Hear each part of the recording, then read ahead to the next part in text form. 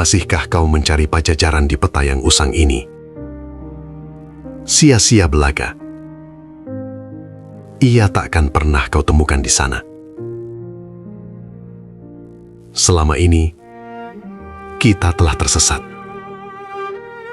Kita menyangka pajajaran itu kota emas yang raib, atau candi yang terpendam lumpur. Kita mencarinya di luar sana. Padahal, naskah kuno Ngahyangna Pajajaran telah bersabda,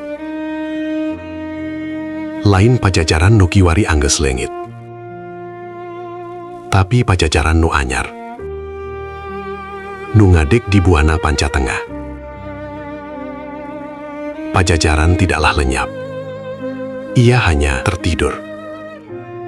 Ia bersembunyi jauh di dalam DNA-mu, di dalam untayan bahasamu, di dalam adabmu pada alam semesta.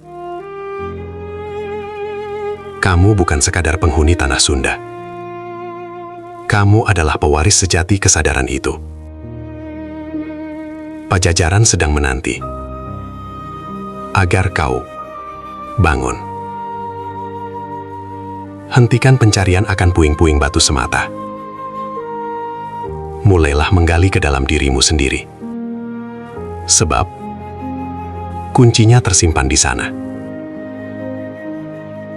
Inilah jejak Pajajaran. Selanjutnya, bagaimana kita bisa login ke dalam jaringan pengetahuan para leluhur? Jawabannya, tersembunyi di hutan.